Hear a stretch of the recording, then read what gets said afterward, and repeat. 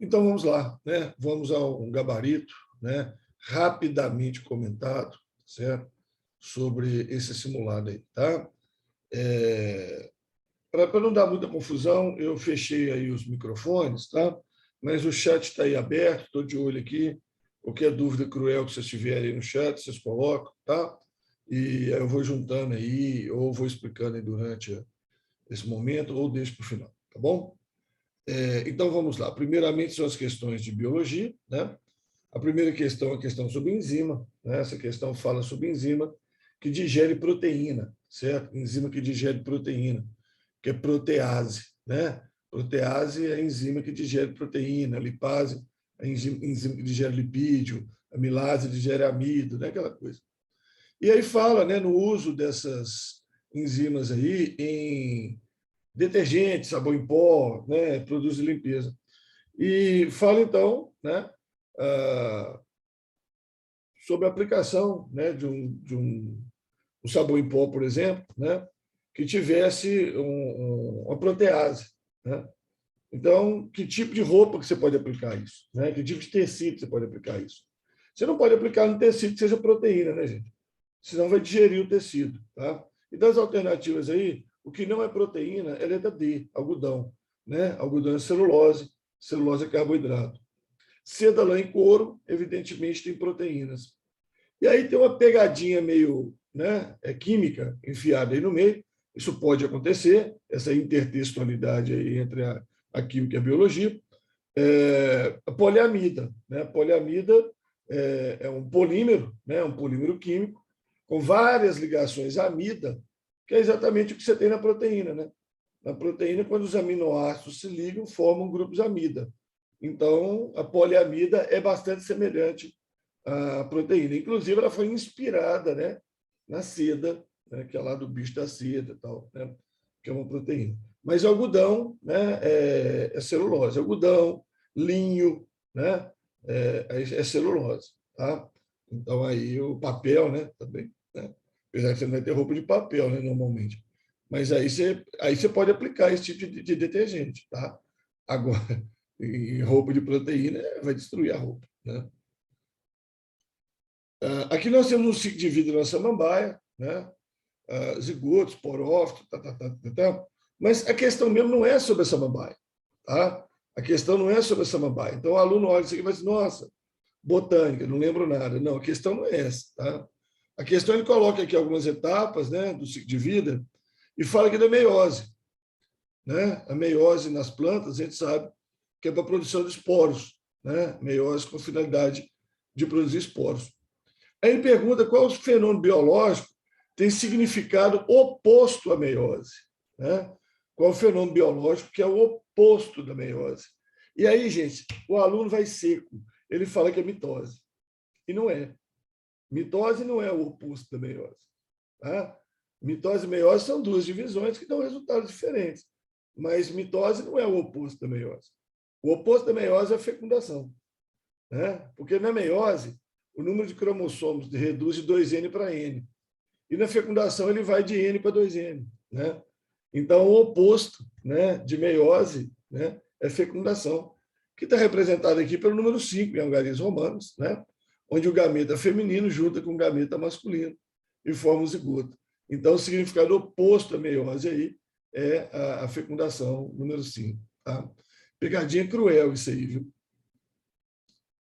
Questão 3 fala sobre espermiogênese, que é a diferenciação final do espermatozoide, fala das mudanças que acontecem e tal. Né? Vou direto aqui na resposta. Tá? No que concerne ao processo exposto acima, né? Então você tem a espermátide, complexo de Golgi, centríolo. Né? Complexo de Golgi vai dar origem ao acrossomo, que tem enzimas digestivas. Né? Centríolo vai dar origem ao flagelo. E em volta, né, do início do flagelo tem as mitocôndrias. Né? E aí vem aquela história. Né? A mitocôndria tem material genético. Né? A mitocôndria tem material genético. Só que esse material genético de mitocôndria, de espermatozoide, não vai para o descendente. Porque as mitocôndrias do pai, né, as mitocôndrias do espermatozoide, são destruídas. Todo o DNA mitocondrial que nós temos é DNA mitocondrial que veio da mãe. certo? Todo DNA mitocondrial que nós temos é de origem materna, tá? Então, no que concerne ao processo exposto, é lícito afirmar três, né? Três contém toda a contribuição paterna em termos de material genético, porque o que está em 5 não é contribuição paterna, ela não vai para o descendente. Quer dizer, toda a contribuição de material genético do pai está, no núcleo.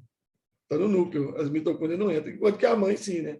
A mãe nos manda o DNA nuclear e o DNA mitocondrial, certo? Então, se a mãe tiver um problema no DNA mitocondrial, todos os filhos vão herdar esse problema, né? Porque todo mundo herda o DNA mitocondrial da mãe. Alguém está perguntando aqui no chat, né, que teve uma dúvida na letra D. Na letra D, está falando, então, do número 4. O número 4 é o acrossomo. O acrossomo tem enzima digestiva. É para perfurar a parede do ovócito. Não é para aderir na parede do ovócito, não. É para perfurar a parede do ovócito. Tá? Então, são enzimas digestivas, tipo lisossomo, né? Só que é mandado para fora para digerir ali a parede do ovócito, a zona pelúcida, né? Para que o espermatozoide possa penetrar no ovócito. Tá? É mais ou menos uma pegadinha, mais ou menos. Essa 4 aqui, gente, comentando com vocês, né? Isso não é uma prova do Enem, isso é um simulado, tá? E é claro que eu não vou colocar no simulado só coisa simples, né? A minha tendência é justamente colocar umas pegadinhas, umas coisas que chamam a atenção, né? Umas coisas que às vezes vocês nunca ouviram falar, mas que possa ser importante, né? Que eu acho que, sei lá, num chute aí nem pode aparecer. É o caso dessa questão aqui. Essa questão fala sobre registro muscular. Tá? Você dá um estímulo, né, na fibra muscular, ela contrai, aí o aparelhinho mostra a contração e o relaxamento. Então, eu dou um estímulo, tem um período de latência, né, que demora, né, 0,01 segundo, né, para a célula perceber o que está acontecendo. Ela contrai e relaxa. Tá? Então, esse é o registro no aparelho. Tá? A contração e o relaxamento. Tá? Registrou. Aqui ele mostra o seguinte: se eu der muitos estímulos muito próximos, está vendo? Cada risquinho desse aqui embaixo é um estímulo. Se eu der uma frequência de estímulos muito próximo, o músculo contrai e demora para relaxar. Tá? Ele contrai e mantém a contração, chamando isso de fenômeno 1. Agora aqui, se eu der estímulos repetitivos um pouco mais distantes, ele contrai e relaxa, contrai e relaxa, contrai e relaxa, mas chega uma hora que ele vai perder na força. Ele vai perder na força. Então, esse fenômeno 1, essa contração mantida, que acontece na cãibra, por exemplo, acontece também numa doença chamada tétano, tá? Que são contrações musculares mantidas. Então, essa contração mantida é chamada tetania. Tá? É chamada tetania. E isso aqui é uma fadiga muscular. Tá? Na prática, o que acontece? Eu dou estímulo demais no músculo, chega uma hora que a gente não tem mais energia, ele não tem ATP, né, para ele continuar contraindo. Então, ele entra na fadiga muscular, certo? Então, é letra A mesmo, tétano e fadiga. Muitas vezes a pessoa vê o tétano e fala assim, não, tétano jamais, tétano é doença, não tem nada a ver com isso. O nome do tétano vem exatamente desse fenômeno aí de contração muscular mantida. Tá? A questão 5, em determinados casos de osteoporose, fragilidade óssea, tarará, que condição pode estar ligada à produção excessiva, né? A osteoporose, produção excessiva de qual hormônio? É o paratormônio. Tá? O paratormônio da paratireoide tira cálcio do osso, manda para o sangue. A calcitonina ou tireocalcitonina tira cálcio do sangue e manda para o osso. Ela é da tireoide. Tá? Então, é paratormônio, é uma pergunta direta, mas é bom discutir essa coisa. Tá? Todos esses hormônios aqui interferem no osso. Tá? Os hormônios femininos interferem no osso também, tanto que na menopausa, né, a mulher começa a ter perda de massa óssea por falta desses hormônios, tá? É por falta, não é por produção excessiva. Tá? A calcitonina coloca o cálcio no osso, o paratormônio tira o cálcio do osso, então a produção excessiva vai fragilizar o osso. E o somatotrófico é para o crescimento ósseo, né? Também envolve colocação de cálcio e tudo mais. Tá? Então, essa aqui é direta, bem detalhezinho, tá? Lá no paratormônio. O hormônio é muito importante, viu, gente? Essa outra questão sobre vacinação, né? Aí fala da importância da vacinação, tarará, tarará, né? À medida que a população vai sendo vacinada, os índices da doença vai caindo, papapá, papapá, tá? Em nosso país já ocorreu a erradicação da poliomielite e da varíola, aliás, a varíola foi erradicada no mundo inteiro, graças à utilização de vacinas, né? Esse texto aqui é anterior à pandemia, tá? Esse texto aqui é antes da pandemia, esse texto não é da agora, não, certo? O princípio ativo da vacina e a célula produzida no organismo vacinado, que realmente protege o indivíduo de forma ativa e duradoura, são conhecidos respectivamente como. O princípio ativo de vacina é antígeno. Antígeno. Tá? Agora, cuidado para não ir na letra E, falar que é antígeno e anticorpo, porque está perguntando a célula. E anticorpo não é célula, anticorpo é proteína. Tá? Então, quem dá aquela imunidade não é o anticorpo, né? Aquela imunidade permanente, que tanto fala na televisão, né? São as células de memória. São as células de memória que vão gerar a imunidade. Tá? Quer dizer, você vacina, realmente você vai produzir anticorpo logo após a vacinação, mas esse nível de anticorpo vai cair e vão ficar as células de memória. E são elas que vão responder a um vírus quando ele vier no futuro. E a gente tem visto muita gente falando bobagem disso aí, né? Mas eu vacinei, tem 3 meses, não tem anticorpo nenhum mais, nenhum. O anticorpo não interessa. Interessa é a célula de memória. O anticorpo vai cair mesmo. Tá? Interessa a produção de célula de memória. E aí não tem exame fácil, né, de farmácia para pesquisar a célula de memória, não. Isso é complicadíssimo. Tá? 7. Aí tem uma história danada, né? Um texto de Jorge Amado, né, do livro Teresa Batista Cansada de Guerra. Então, ele fala com os nomes, né, regionais. Aí eu coloquei na frente aqui, nesses casos, aí, os nomes mais conhecidos de vocês, né? Fala da varíola, do tifo, da malária, da lepra, do doença de Chagas, xistosomose, né? Quem misturou xistose com xistosomose, que é a mesma coisa, disenteria, croup, né? Difteria, tétano, tal, tal, tal. Então, fala um monte disso aí, certo? Um texto interessante, né? Depois vocês leiam ele e interpretam, um texto interessante, né? Aquela visão, né, que alguns políticos têm, né, que melhor o povo ficar doente, né? Melhor o povo doente e analfabeto do que o povo sadio, né? E que aprende as coisas. Né? Interessante esse texto, depois dá uma olhadinha.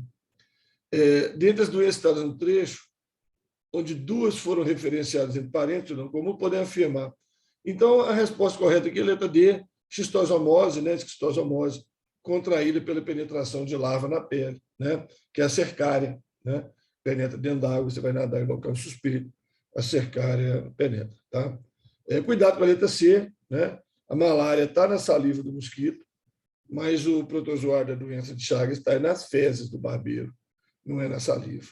Tá? Cuidado com a letra C aí, que é pegadinha manjadíssima. Tá?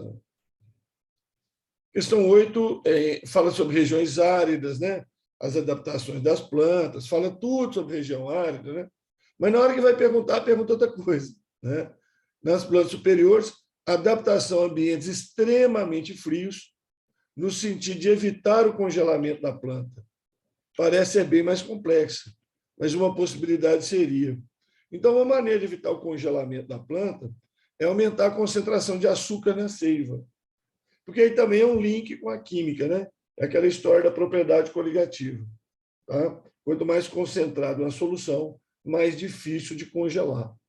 Certo? Então, se os líquidos na planta, especialmente a seiva, né, tiverem teores maiores de açúcar, então isso dificulta o congelamento da planta.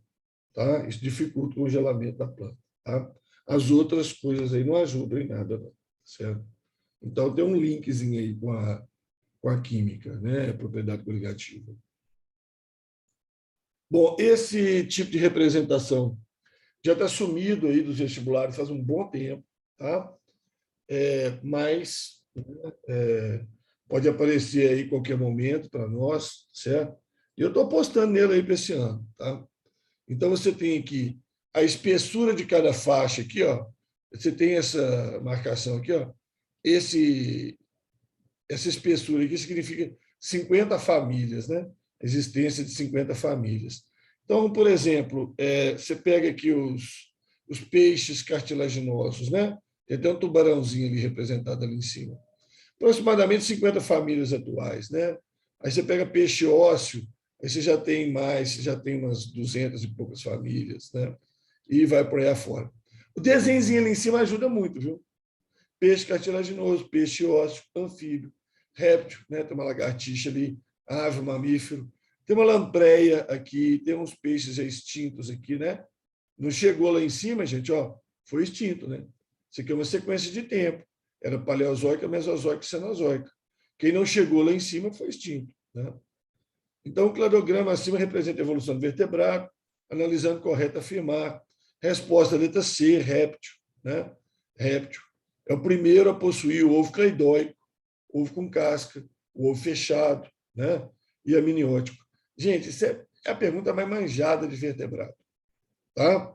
É a conquista definitiva do ambiente terrestre pelos répteis. Né? Fecundação interna, ovo fechado, ovo com casca, ovo cladoico, e o âmnio, né? Que é aquela bolsa contendo líquido que mantém o embrião úmido lá dentro. Né? Moradores de Sabino, São Paulo, preocupados com a mortandade de peixe, para o rio corta a cidade, né? A imagem mostra peixe morto, a água do rio apresenta uma cor verde escura, cheiro forte. Então, esse aqui é um indicativo de problema. Certo? Esse aqui é um indicativo de problema. Peixe morto, né? A suspeita é que problemas com o esgoto tenham provocado a falta de oxigênio, sua vez ajuda na proliferação de algas. Certo? Então, provoca a falta de oxigênio e ajuda na proliferação de algas. Certo? Então, de acordo com a descrição do trecho acima, né, o que poderia estar ocorrendo? A famosa eutrofização. Né? A famosa eutrofização. Esgoto tem nutrientes orgânicos e inorgânicos. Entre os nutrientes inorgânicos estão o nitrato e o fosfato. Né? As algas proliferam, a água fica verde, teor de oxigênio cai, peixe morre, cheiro desagradável. Né? Então, eutrofização. Se você não está lembrado, você não sabe o que são esses outros termos aí, eu sugiro, tá? Dar uma pesquisadinha aí, magnificação trófica, biorremediação, biomonitoramento, biodegradação. Todos já apareceram em prova do Enem. Todos. Tá? Biodegradação é o que apareceu uma vez só, quando um organismo degrada uma substância. Por exemplo, as bactérias que comem petróleo, né? Elas degradam o petróleo. Tá? Então, é uma biodegradação. Certo? E é uma biorremediação também. Questão 11 também um texto bem grande aí, né? Falando aí sobre bactérias, fungos, serrapilheira, né? Que é aquelas folhas e resíduos vegetais no solo da floresta, plantas epífitas e subbosque. Subbosque é o bosque que está debaixo da sombra, né? É o bosque que está na sombra, a vegetação que está na sombra, que tem um problema para desenvolver, né? Falta luz, né, para elas. Aí pergunta o conceito correto, e aí no meio dessa confusão toda aqui, o conceito correto são os fungos. Né? Os fungos, certo? Que formam as micorrizas, que solubilizam minerais para as plantas, né? Especialmente fosfato. Quando se refere às bactérias aqui, que elas, as árvores que a compõem são capazes de abastecer com nitrato, de se abastecer com nitrato através de bactérias ligadas às suas raízes. Isso é a bacteriorrhiza, né? É a bacteriorrhiza que é a fixação biológica de nitrogênio, que não é a desnitrificação é o contrário. Né? Então, aqui nós temos a fixação biológica de nitrogênio de bactéria, ou bacteriorrhiza, e a micorrhiza, que é a solubilização de nutrientes minerais que já existem no solo, fosfato é o principal, potássio também e outros aí, mas a solubilização deles para aproveitamento pela planta. Tá? Na 12 fala sobre Darwin, né?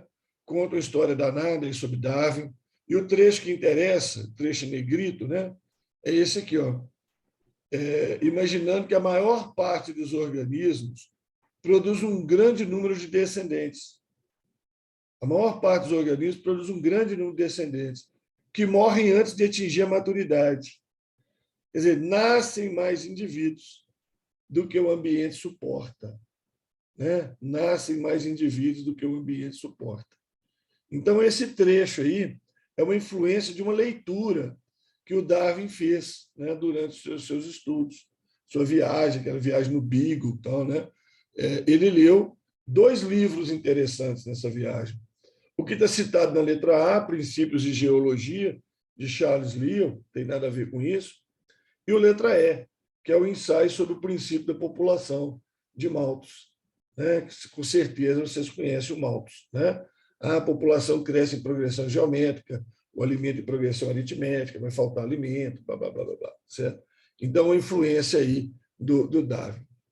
A gente tem dúvida, né, se o Darwin leu o trabalho de Mendel, letra B, né? A gente não sabe se ele leu, entendeu, e o que ele fez, né, com isso, ele não tem certeza disso. Ele não escreveu sobre isso.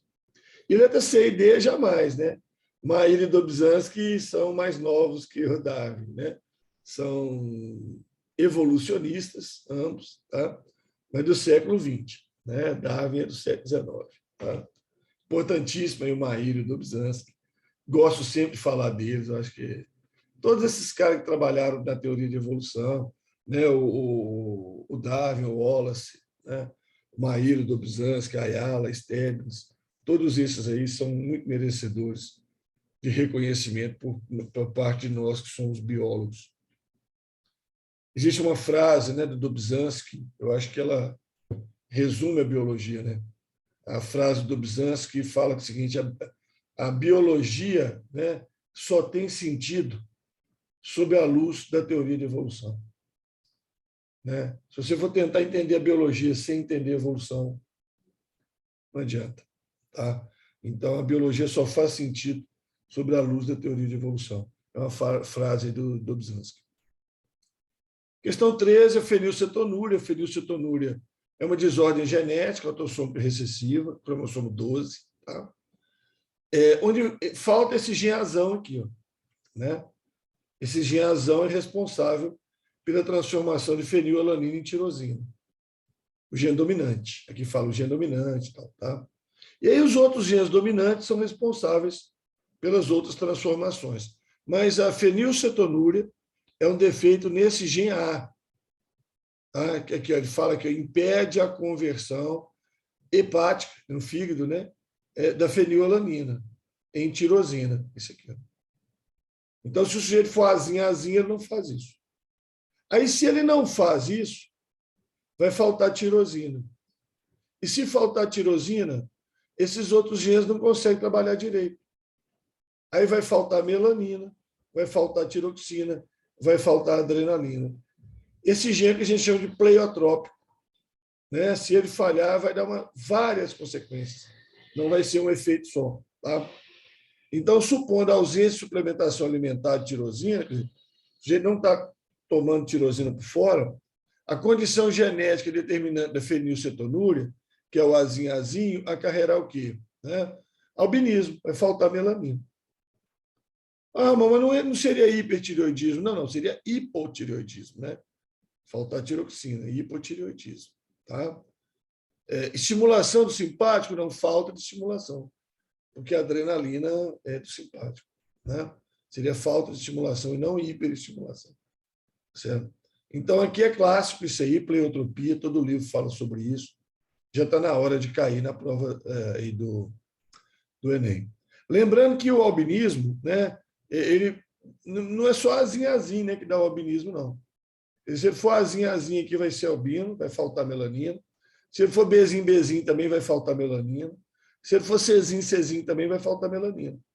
Então, qualquer dessas recessividades aí pode provocar albinismo. Tá? Então, albinismo não é tão simples quanto normalmente as pessoas pensam. A definição clássica de osteogênese imperfeita, né, que é uma doença conhecida como doença dos ossos de vidro, né, que a fragilidade óssea é muito grande, né, é um defeito no colágeno produzido pelos osteoblastos, blá, blá, blá, blá, blá. Aqui no meio do texto fala o seguinte: a osteogênese imperfeita corresponde a um grupo de alterações hereditárias, na sua maioria autossômicas dominantes, causado por inúmeras mutações em 2 genes que codificam as cadeias alfa do colágeno, certo? Em cerca de 80% a 90% dos portadores, mutações em um desses genes podem ser identificadas. Tá? Ele está te informando isso. E isso tem tudo a ver com a resposta. Não te pergunto o que é correto afirmar que há mais de uma condição genotípica capaz de desencadear a doença. Tá? Quer dizer, há mais de um genótipo, não é um genótipo só. Não é igual aqui, que seria o Azinho, né? Não vai transformar fenilalanina em tirosina. Certo? Aqui não. Para ter a osteogênese perfeita, né, existem várias alterações hereditárias, na sua maioria autossômica dominante, então tem autossômica recessiva também, tem outras, entendeu? Então, há mais de uma condição genética, né, capaz de desencadear a doença. É uma doença genética? É.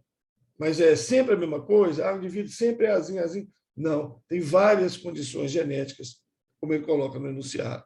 Tem que ler, viu, gente? Eu sei que às vezes não ajuda nada. Sei muito bem disso, tá? Mas tem que ler, cara. Tem que ler, tá? Um conselho que a gente dá é quando você pega um texto muito grande assim, você pula ele e já vem aqui na pergunta. E aí você volta lá em cima e pesca o que te interessa. Né? Você volta lá e pesca o que te interessa. Pode ser uma boa, tá? Pode ser uma boa. Figura ao lado representa as regiões biogeográficas do planeta, delineadas pela deriva continental, caracterizada pela presença de fauna e flora, típica de cada região. Então, estão as 6 grandes regiões aí biogeográficas do planeta, né? A Antártida não deixa de ser uma região biogeográfica, mas a fauna lá é muito restrita, né? Pinguim e tal, flora praticamente não tem, né? Então, a gente fala mais dessas 6 regiões em mil. Os fatores envolvidos ao longo do tempo na consolidação dessas regiões em seus aspectos faunísticos e florísticos são os fatores como, quer dizer, a deriva continental, a separação, as fusões, né? Aqui você sabe que essa região oriental trombou aqui com a região paleártica. Então, tudo isso aí, né? Em termos, né, de fatores que determinaram os aspectos de fauna e flora, são o isolamento geográfico, né? O isolamento que cada região dessas aí tem em relação às outras, porque aqui tem um deserto Saara, aqui tem um Everest, aqui tem um oceano, aqui tem um oceano, aqui não existia o Panamá, né? Então, todas essas separações aí, esse isolamento geográfico gerou, né, espécies diferentes, né, variações diferentes da vida nesses locais aí, tá? Então, quando se fala muito botânica, zoologia, analisada em termos do planeta, nós temos essas regiões aí, né, onde a vida evoluiu diferentemente. Quer dizer, o princípio de evolução é o mesmo, né? As regras são as mesmas, né? O caminho, né, que é diferente, onde chega lá no final, que é diferente. Então, a região australiana vai ter canguru, aqui não vai, tá certo? E vai por aí afora, né? Urey e Miller realizaram um famoso experimento que imitava as condições da Terra primitiva, usaram vários gases da Terra jovem, como metano, amônio, hidrogênio, vapor d'água de descarga elétrica. Após uma semana, Miller notou um líquido avermelhado, cheio de molécula orgânica. Experimento clássico, imagino que todos vocês já estudaram, né? Na origem da vida, aí, o experimento de Miller, né? Que vai corroborar, né, as ideias de Stalin não, de Haldane, né? O inglês Haldane, e o russo. Agora me falhou o nome dele, fui falar Stalin aqui, me perdi aqui com o nome dele. Eu volto aqui, eu lembro. Tá? Eu tenho um livro dele tá aqui do lado, o livro dele. Nossa Senhora. Eu lembro depois aqui e falo para vocês. Então, eles tinham uma teoria, né, de que a vida veio pela evolução gradual dos sistemas químicos, né? E o Miller, então, faz um experimento em 1954 e prova, né, que, em 1952, que aquilo ali era possível, né? Essa hipótese, Oparin, né? Oparin, é o famoso Oparin Haldane, né? Oparin é o russo, Haldane em inglês. Né? Tiveram ideia separadamente, tá? Eles trabalharam juntos nós, né? Nem se gostavam. Não. Então, o Urey e o Miller fazem um experimento e obtêm várias moléculas orgânicas que provam, né, que as moléculas orgânicas podiam ter surgido nas condições da Terra primitiva. E a principal molécula que eles obtêm, a pergunta é essa, os aminoácidos. Né? São os aminoácidos. Então, as unidades que formam as proteínas. Tá? As unidades que formam as proteínas. Certo? Então, a principal coisa que eles obtiveram. Obtiveram outras moléculas também? Obtiveram. Mas a principal, tá? Mais de 10 tipos de aminoácidos, né? Que eles obtiveram nesse experimento. Tá? Experimento clássico aí, de Miller, né? Baseado nas teorias de Oparin e Haldane. Olha, isso aqui já é um chutaço, tá? A tecnologia do CRISPR, tá? Que é a tecnologia de edição genética, certo? Seria bom, interessante ler sobre isso, tá? Esse texto aí está excelente, certo? Esse texto que está aí, olha a fonte aí embaixo, essa revista genética da escola, é da Sociedade Brasileira de Genética, e no Enem Digital, tá? Caíram duas questões seguidas, tá? De textos tirados dessa revista. Nunca tinha caído antes. Tá? De repente, pá, caíram duas seguidas. Então, isso aí chamou minha atenção. Aí eu fiz essa questão e fiz uma outra também aí da mesma revista. Tá? Então, a técnica de CRISPR, o pessoal descobriu, né, que procariotos eles têm capacidade de editar o material genético, cortar o material genético, tirar partes e substituir essas partes. Usando uma enzima, uma endonuclease, que é a Cas9, né? E funciona como tesoura molecular. Aí tem um RNA que orienta ela, e ela vai lá no DNA, corta e troca genes. Tá? Isso pode ser usado para inativar genes, que a gente chama de nocaute, inserir genes, que é o knock-in, silenciamento gênico, mapeamento de genoma, um monte de coisa. Então, uma das perspectivas na medicina, do uso dessas ferramentas de CRISPR é a terapia gênica. Tá? É você poder consertar genes do indivíduo. Tem um gene ruim, você corta esse gene, tira fora e coloca um gene bom no lugar. O resto aí já existe, transgênico já existe, vacina e soro. Inativação de DNA de hemácia humana é impossível, hemácia humana não tem DNA. Né? Diagnóstico coronário não tem nada a ver com isso, certo? Mas transgênico já tem, não depende nada disso. Claro que pode melhorar, né? Pode melhorar. Você pode ter criação de novos transgênicos, pode, tá? Mas a perspectiva na medicina, mais diretamente, é a terapia gênica, tá? Eu sei que transgênico poderia, mas a pergunta está mais direcionada para a medicina. E transgênico não é só medicina, né? Então, terapia gênica aí é a melhor resposta. Aqui essa também é da mesma revista, tá? Tá a fonte aqui também. Interessante, tá? Em plantas, a poliploidia. Olha, essa eu vou ler inteira, porque no último Enem teve uma questão anulada sobre esse assunto. E eles bobearam, fizeram uma cagada enorme na questão. E a gente tem medo que esse ano eles resolvam provar que eles sabem esse assunto, né? Porque eles erraram e perguntam. Poliploidia, gente, é a duplicação do conjunto cromossomo. Como é isso? Em vez do organismo ser 2N, ele é 4N. Ele é 4N, tá? Ele tem uma duplicação de material cromossômico. Então, em plantas, a poliploidia é bastante tolerada, mais até que uma única trissomia, certo? Mais até que uma única trissomia. Aparentemente, porque a duplicação dos genes de um único cromossomo causa um desequilíbrio maior nesses organismos que a duplicação simultânea de todos os genes. Você ter um cromossomo só a mais é pior do que você ter todos os cromossomos a mais. Curioso, né? Mas é assim, tá? É uma questão de estequiometria, na verdade.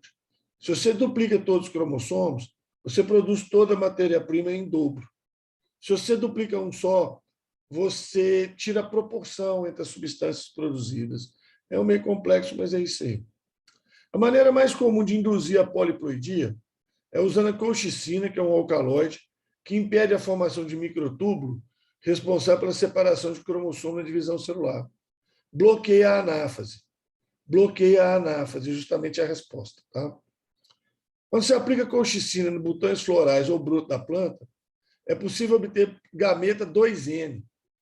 É possível obter gameta 2N. Tá? Ou brotos com células tetraploides. Tá? Ou brotos com células tetraploides.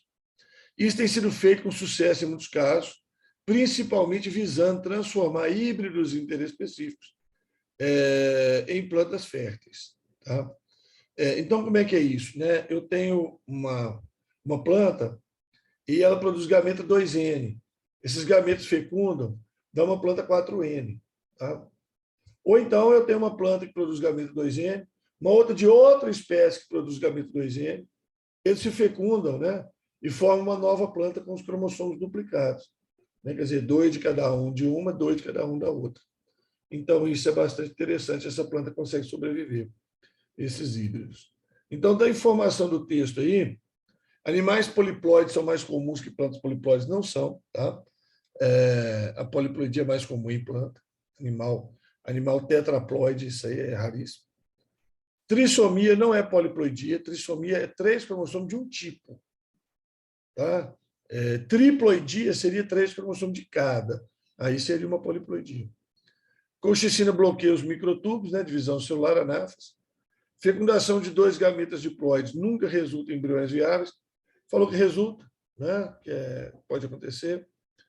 E a duplicação dos conjuntos cromossômicos torna estéreis, não. Tá? A duplicação de conjuntos cromossomos em híbridos é que permite que o híbrido tenha 2 cromossomos de cada tipo e que possa reproduzir. Tá? Porque para fazer meiose, tem que ter 2 cromossomos de cada tipo, né? Senão dá problema. A questão 19, a tirinha aí do Níquel Náusea, né? Níquel Náusea falando para a namorada dele lá, né? Você é um colírio para os meus olhos, né? Ela gostou, né? Oh, que bom, né? Um descongestionante nasal para o meu nariz, ela já fez uma cara estranha. Um antiácido para o meu estômago. Tem gente que não sabe quando parar, né? Então, estava indo bem, né? Começa a emendar um tanto de doença. Entre os medicamentos citados, a presença de princípios ativos vasoconstritores, né? Contrai vaso sanguíneo. Colírio, né, gente? Contrai os vasos sanguíneos do olho, para o olho ficar claro, né? Descongestionante nasal também contrai os vasos sanguíneos na mucosa nasal para não perder líquido, né? Não ter a coriza, né? Para doar sangue, tem que ter entre 16 e 69 anos, blá, blá, blá, blá, blá, blá, blá, blá, blá, blá, blá, blá. Além das exigências acima, há outras situações que as doações de sangue não são admitidas. Entre as situações, podemos citar as... Letra D, obviamente, né? Pessoas com anemia grave não podem doar sangue. Tem nada a ver com AB negativo, mulher que já teve filho, pessoas que fizeram uso de bebida alcoólica nos últimos 6 meses. Nas últimas horas não pode, né? Você não pode, né, sair da cachaçada e doar sangue. Mas 6 meses, nada a ver. Pessoas que fizeram uso de vacina durante a infância, então ninguém pode doar. Né? Então, biologia é isso, tá? Vamos lá para a química. Aqui fala sobre o Pasteur, que usou, né, uma técnica com a pinça para separar cristais, né, dos isômeros ópticos, né, do ácido tartárico. Certo? Ele usou aí a pinça para separar os isômeros. Né? Os isômeros cristalizam, formam cristais. Ele usou a pinça ali para separar esses cristais. Então, essa separação é uma catação. Né? É uma catação. Por mais estranho que pareça, é uma catação que ele fez. Né? Fogos de artifício, emissão de luz pelos átomos, né? Esquenta os átomos, os sais minerais, né? Que estão nos fogos de artifício, eles emitem luz, os elétrons pulam para nível mais externo, voltam a emitir luz. Modelo de Bohr, né? Modelo de Bohr, manjado, acho que o Enem caiu, uma coisa semelhante. Detergentes são substâncias químicas, formar mistura de compostos, blá, blá, blá, blá, blá, blá, né? Quimicamente, os tensoativos, né, que são os detergentes, apresentam estrutura a parte apolar e uma parte polar, certo? De estrutura ionizável. Isso aqui é importante, tá? Estrutura ionizável é um sal. Então, tem cargas elétricas. Tem cargas elétricas. O detergente, o sabão, ele tem cargas elétricas, ele é um sal. tá? Ele tem cargas elétricas. Sal de ácido carboxílico, sal de amônio, etc. A região apolar interage com óleo e gordura, a região polar interage com a água. O mecanismo permite tal. É uma interação predominantemente entre os detergentes e as substâncias com as quais interagem. Então, aqui, a resposta é essa aqui. A interação com a água é íon dipolo. Porque o detergente, essa parte polar dele é ionizável. Ela é ionizável, ela forma íon, é um sal. Tá? COO menos Na+. Ela é íon e vai interagir com a água. A água é um dipolo, né? Então, interação íon-dipolo. Tá? As outras aí estão todas erradas. Questão 4 é conta, tá? É uma estequiometria. O ferro metálico pode ser obtido pela redução de seus minérios, a hematita ou a magnetita, a partir da reação tal. Considerando amostras puras dos dois, qual é a eficiência máxima, qual é a máxima massa de ferro que pode ser obtida a partir de uma amostra de meia tonelada de um com meia tonelada do outro. Então, você vai escrever uma equação simplificada. Fe2O3 dá 2 ferro, Fe3O4 dá 3 ferro. Pega as proporções em massa, 160, 112, 232, 168, e faz a proporção para os quilos, né? A mesma, né? Então, 500 quilos do primeiro vai dar 350 gramas de ferro exato, 500 quilos do segundo vai dar 362 gramas de ferro, somou 350 com 362, 712. Tá? 712. Então, estequiometria para um, estequiometria para o outro. Moleza. Tá? Moleza. Eficiência máxima, né? Não falou que esse negócio de 90% de rendimento, não falou nada disso, não falou de impureza, então, beleza. Considera determinada reação química A dando B, tem energia de ativação da reação direta 100 quilocalorias. Aqui, ó, energia de ativação da reação direta do reagente até o alto da curva, 100 quilocalorias. Variação de entalpia menos 80. Opa, se é menos 80, ela é exotérmica. É uma reação exotérmica. Então, o 80 está aqui. Ó. Né? O 80, a distância do reagente para o produto, é 80. Como está descendo o mol, né? Vai dar menos 80. Tá? Sendo assim, podemos afirmar, reação direta é endotérmica? Não, é exotérmica. Reação direta no equilíbrio é ser mais rápida que a inversa? Não, se está no equilíbrio, velocidades são iguais. Né? Mudança de estado físico não afeta a variação de entalpia? Afeta. Estado físico tem energia diferente, entalpia diferente. A energia de ativação da inversa. Aí você vai sair aqui, ó, de B e vem para A. Então, você sai daqui de baixo e vai lá no ponto mais alto. Aí vai dar 180. O 80 aqui com mais o 100 lá de cima. Então, por isso que é a letra B.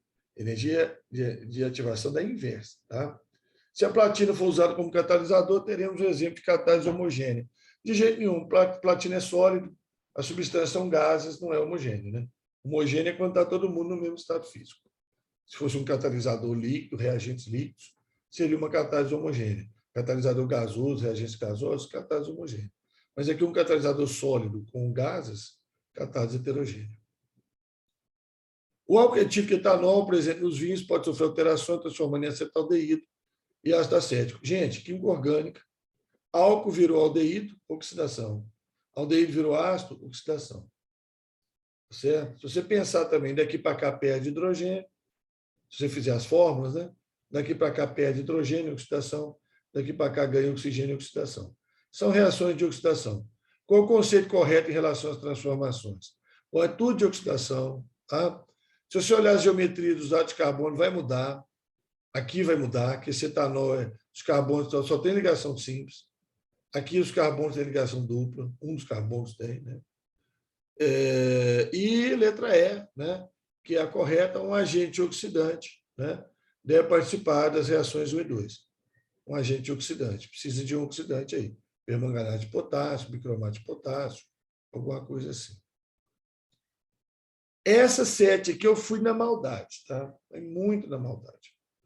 Mineração de refinaria de minério de alumínio, aí vai fazer a eletrólise da alumina, aí vai obter o alumínio, aí tem as etapas, blá, blá, blá, blá, blá, blá, blá, blá. Aqui, ó, começo todo aqui, só está contando a história. Mas a pergunta é essa aqui, ó. Use uma corrente de 100 quiloamperes. 100 mil amperes. 100 quiloamperes, 100 mil amperes. Durante 10 dias de processo ininterrupto, produz aproximadamente quantas toneladas de alumínio? A gente tem fórmula para isso, né? A massa em gramas, né? A massa em gramas vai ser igual a kit, cai a constante eletroquímica, que é o equivalente do alumínio dividido pelo Faraday, 96.500.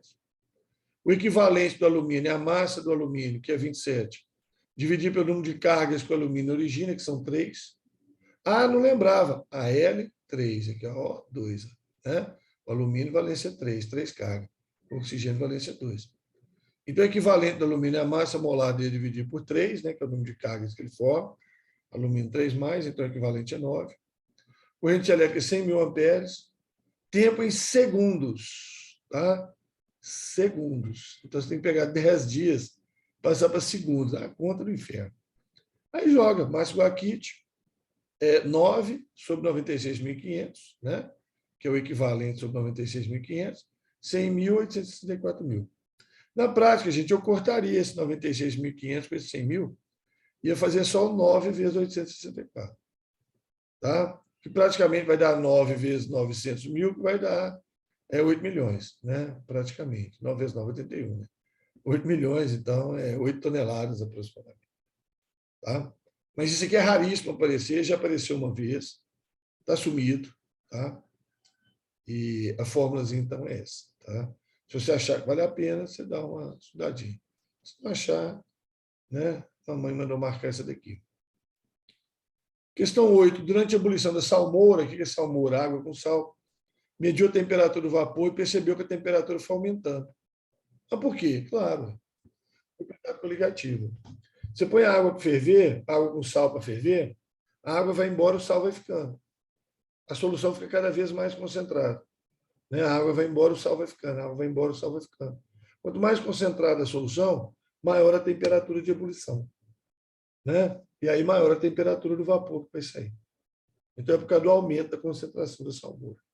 Tá? Você põe a água com sal para ferver, a solução vai ficando cada vez mais concentrada, o vapor cada vez temperatura maior. Tá? É o aumento da temperatura de ebulição. Né? 9. O químico Fritz Haber, com a ajuda do engenheiro Bosch, processo de síntese artificial da amônia, blá, blá, blá, blá, prêmio Nobel, tal coisa. Contendo informações sobre a cinética das reações. Aqui está a pegadinha. Cinética. Veja que a reação é irreversível. Isso aqui não é equilíbrio. Tá? E muita gente trata isso aqui como equilíbrio. Ah, vai favorecer a inversa. Não tem inversa. Ah, mas o ΔH negativo libera calor, vai favorecer. Não tem inversa. Isso aqui é cinética. Isso aqui não é equilíbrio. Tá? Então, as condições ideais, né? Alta temperatura. Aumenta a temperatura, aumenta a velocidade de reação. Ah, mas vai favorecer a inversa. Não tem inversa, filho. Não tem. Isso aqui é reação irreversível. É o conceito geral de reação química. Alta pressão também aumenta a velocidade de reação, o catalisador aumenta a velocidade. Então, pegou aqui 500 fatores que aumentam a velocidade. Aí o cara começa com porque favorece a inversa direta, não tem nada disso. A reação foi representada como irreversível e pediu para você analisar a cinética. Não, mas eu já vi ela representada como reversível, eu também, certo? Mas está pedindo para analisar a cinética dessa reação. Dessa reação. Tá? Cuidado, viu? Considera que o volume total dos oceanos seja 1 bilhão e 300 milhões de quilômetros cúbicos e que a concentração de sal na água dos oceanos é 3,5% massa volume. Sendo assim, a massa de cloreto de sódio nos oceanos tem um valor mais próximo de... Bom, matemática do inferno. Tá? Ah, matemática, fazer conta... Porque isso não é difícil, é trabalhosa, é chata. Né? Então, o que é 1 quilômetro cúbico? Né? É um cubo de 1 quilômetro de aresta. 1 quilômetro é 1.000 metros. Então, 1.000 metros, 1.000 metros, 1.000 metros. 1 quilômetro cúbico é 1 bilhão de metros cúbicos. 1 bilhão de metros cúbicos é 1 trilhão de litros. Que cada metro cúbico é 1.000 litros. 1 vezes 10 a 12 litros. Só que não tem, gente, não é 1 quilômetro cúbico, não. É 1 bilhão e 300 milhões de quilômetros cúbicos. Então, eu vou ter que pegar esses litros aqui, vou ter que multiplicar por 1,3 vezes 10 a 9 quilômetros cúbicos. Aí 1,3 vezes 10 a 9 vezes 1 vezes 10 a 12 vai dar 1,3 vezes 10 a 21 litros. Então, isso aqui é o volume do oceano em litro. É o volume do oceano em litro. 3,5% massa-volume quer dizer que são 3,5 gramas de sal em 100 ml de água do mar. 3,5 gramas de sal em 100 ml é 35 gramas num litro. Então, 1 litro tem 35 gramas, né? 1,3 vezes 10 a 21 tem X. Aí dá esse monstro aqui, né? 4,55 vezes 10 a 22 gramas. Divide por 1.000, né? Cai para quilo. Divide por 1.000, não, divide por 1.000 só para quilo, divide por mais 1.000 só para tonelada, né? Então, de 10 a 22 vai para 10 a 16, passando grama para tonelada, certo? Então, letra E. Isso aqui é terrível na prova, né? É a questão. Não é difícil, mas é trabalhosa, toma um tempo danado, precisa de uma atenção danada. Se o cara tiver de cabeça quente, ele se complica tudo. Considerando soluções aquosas de concentração mol por litro, todas a temperatura de 25 graus, completamente ionizadas ou dissociadas, qual possui maior pH, né? Maior pH é a mais básica, né? É a mais básica. Então, o HCl está fora, né? O HCl está fora porque ele é ácido. Então, sobrou essa turma aqui. NH4OH é uma base fraca, está fora. Bicarbonato de sódio é uma base, mas ele é um sal, então ele não é forte. Bases fortes aqui você tem D e E. Das duas vão dar soluções de alto pH. Tá? De alto pH. Mas o hidróxido de bário vai ser um pH maior. Vai ser mais básica. Por quê? Porque ele libera 2 OH-, né? Ele libera 2 OH-. Tá? Ele libera 2 grupos OH, né? O hidróxido de bário. É o H2. E o KOH só libera 1. Tá? Então, há uma diferença aí, né? O dobro de hidroxilas. Então, vai ser a mais básica que você vai ter. Um solo extremamente ácido, prejudicial para a maioria dos cultivares, necessidade de corrigir o pH, tal. Para diminuir a acidez do solo, eu vou ter que usar um sal, né? De base forte e ácido fraco. Então, base forte é a coluna 2A, magnésio, por exemplo, e ácido fraco, H2CO3, ácido carbônico. Você quer hidrólise de sais é um negócio manjado. Você tem que saber quem são os ácidos fortes e ácido fraco, base forte e base fraca. Tá? Esse aqui seria um ácido forte com base fraca, então ele seria ácido. Esse aqui é neutro, neutro. Esse aqui é neutro. Esses três aqui dá neutro. Forte com forte, forte com forte, fraco com fraco. Aqui é ácido forte, base fraca, é ácido. E aqui é base forte, base de coluna 2A, e ácido fraco, H2CO3, ácido carbônico. Então, esse aqui que vai dar uma solução alcalina, tá? Para corrigir o solo. O famoso, né? Carbonato de magnésio, carbonato de cálcio, né? Muito usado para isso. Enriquecimento de urânio, blá, blá, blá, blá, blá, blá, blá, blá, ultracentrífuga, hexafluoreto de urânio. Objetivo do enriquecimento de urânio: alimentar usinas nucleares como a de Angra dos Reis. Usinas de fissão. Fissão. Tem nada de fusão nuclear, não. Fusão nuclear é hidrogênio.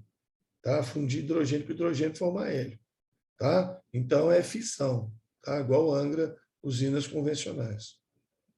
Bactérias conhecidas como lactobacilos, fermentam o açúcar do leite durante o processo de fermentação. O ácido pirúvico, ácido 2-cetopropanóico, a fórmula dele está aqui. Tem um grupo cetona e um grupo ácido. Em ácido lático, que é o 2-hidroxipropanoico, a fórmula está aqui. Considerando os dados assim, correto afirmar. O ácido pirúvico, gente, ele tem duas ligações pi.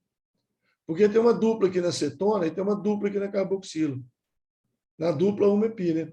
Então, você tem uma pi aqui e uma pi aqui. Então, o ácido pirúvico tem duas pi. O ácido lático ele só tem dupla na carboxilo, que tem uma pi só. O resto aí está errado. Tá? Funções erradas, classificação errada. Né? A transformação de pirúvico em lático não é oxidação. De pirúvico para lático ganhou hidrogênio, tá vendo? Ganhou hidrogênio, então é redução. Tá? Considera o composto orgânico hipotético sobre ele e tal. A resposta é a seguinte: a hidrogenação completa das insaturações de 1 mol desse composto consome 6 mols de hidrogênio molecular, 6 mols de H2. consome 6 mols de H2. Certinho, certinho. Mas tem uma pegadinha terrível aqui. Tá? A hidrogenação transforma dupla em simples, tripla em simples. A dupla precisa de 1 mol de hidrogênio, a tripla precisa de 2. Se você olhar aqui distraidamente, você vai ver só 3 duplas. Aqui absorveu 1 mol de hidrogênio, 1 mol de hidrogênio, 1 mol de hidrogênio. Só que aqui tem uma dupla. Esse negócio CH 2 vezes é isso aqui, ó. A dupla ali no meio. CH 2 vezes é isso aqui, ó. CH dupla CH. Então ali tem uma dupla. E C 2 vezes, é C tripla C. Tá certo? É uma tripla. Ali tem uma tripla. Deixa eu arrastar esse sinalzinho para lá. Tá? Ali tem uma tripla. C2, gente. É C do lado de C. É C tripla C. Então, a tripla ela consome 2 mol de hidrogênio, 2H2. A dupla consome 1 mol de hidrogênio. Então, 2, 3, 4, 5, 6. 6 mols de hidrogênio é a correta. Tá? 3, ligação dupla conjugada. O que é dupla conjugada? Dupla alternada com simples. Dupla, simples, dupla, simples. Ah, Ramon, ela tem, olha, dupla, simples, não. Dupla, simples, simples, não. Se aqui fosse uma dupla, era conjugada. Mas aqui, tá vendo? Tem dupla, simples, aí não conta. Tinha que ser dupla, simples, dupla, simples, dupla, simples, dupla, simples. Não é conjugada, não. Tá? Ozonólise produzir ácido carboxílico não pode. Tá? Ozonólise não chega em ácido carboxílico. A reação química do carbonato de cálcio presente na casca do ovo e o ácido clorídrico resulta na produção de determinada substância gasosa nas condições ambientes. Isso é uma das coisas que eles mais gostam de perguntar. Tá? Já teve prova que eles perguntaram isso 3 vezes na prova. Tá? Ácido com carbonato. Ácido com carbonato. Os hidrogênios juntam aqui com CO3, formam o H2CO3, que quebra liberando CO2. Tá? Que quebra liberando CO2. Vou até escrever essa equação aqui. Ó, tá? Vou até escrevê-la aqui para vocês. Ó. Você tem um carbonato de cálcio com ácido clorídrico, vou precisar de 2.